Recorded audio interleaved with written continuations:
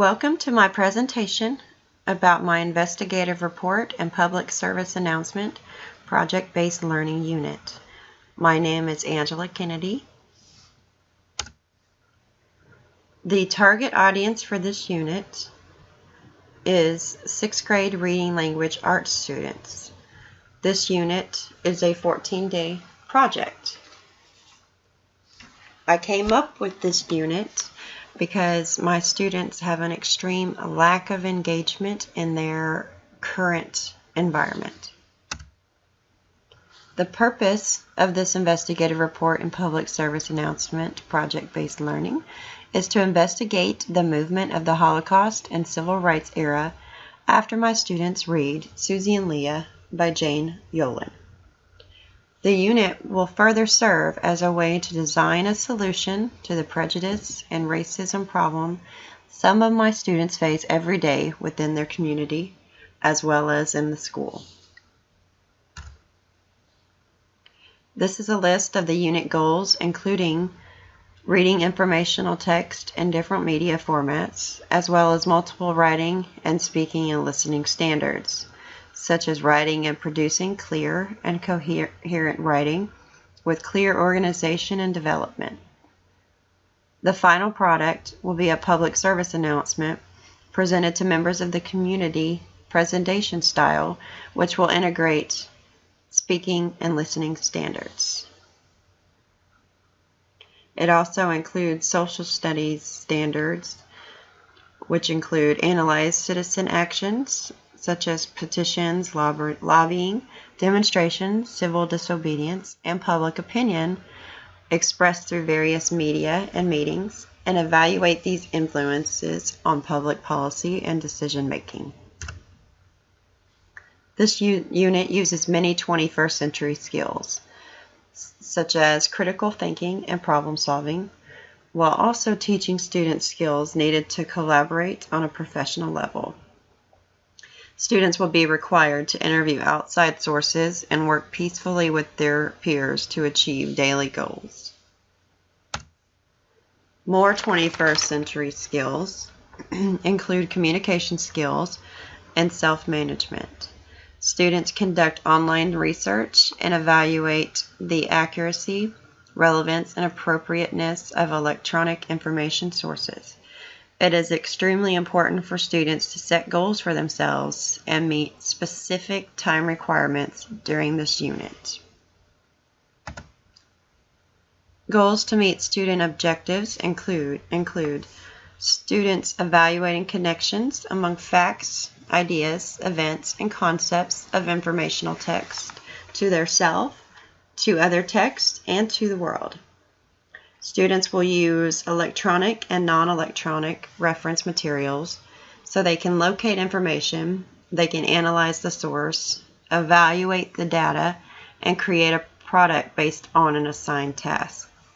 Students will also create and present an age-appropriate media product that demonstrates format, purpose, and audience.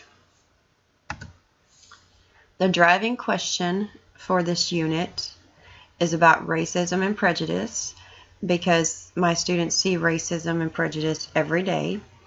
In fact, they see a lot of both every day in our school as well as outside when they go home at night. So the driving question is, how can we as citizens educate other citizens and prevent prejudice and racism from occurring? The instructional strategies are vast throughout this unit. Students will be instructed directly for portions of the unit. However, most work done on the project will be done collaboratively and independently through the use of technology. The focus on diversity throughout this unit is that students are addressing past prejudices as well as current prejudices, which focus them on the diversity within their own community. The unit uses many resources, but the most significant are the current events websites and remember.org, specifically an article called A People's History of the Holocaust and Genocide, sort of like a background article that can get my students started quickly. Significantly, the most important resource used is the Tool Factory Movie Maker, which will help them in their final presentation at the end of the unit. I'm going to give you a short breakdown for the days in this unit. The initiating activity will be to directly instruct the students on how to conduct internet research, effective internet research. They need to be able to find credible sources, but I will also provide them with an approved list so that they can answer the driving question. The teacher will directly demonstrate how to access the website and the definition of a credible versus uncredible resource. Day 2 of the unit will consist of students working in groups so they can determine the answers to questions about the Holocaust and Civil Rights era, as well as being introduced to the driving question and why it's important to them.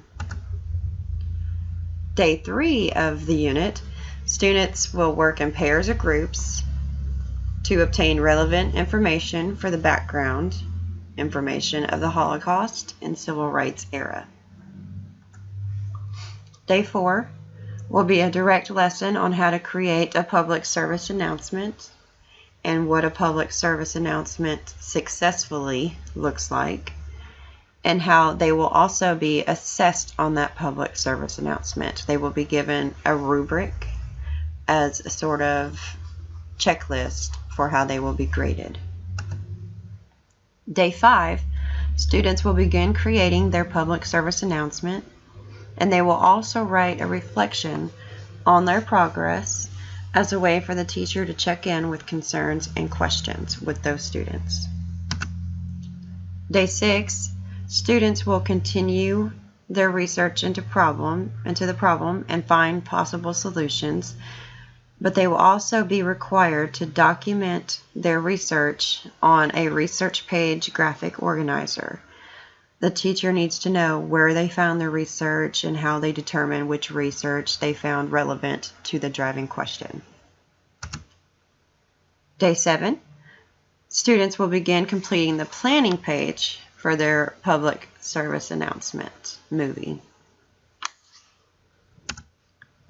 Day 8, as a way to keep students on track, they will analyze the components of a public service announcement, one that has been complete and ready to go, and they will also complete a checklist for those components and groups so that they know if they are on the right track and they have everything that's required based on their PSA rubric.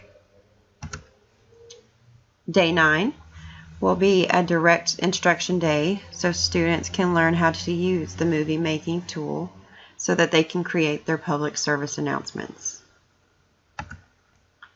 Day 10 is a very important work day, so students can start making their public service announcement in that movie making tool and ask questions from the teacher if they're having any difficulties. Days 11 and 12 are also project work days,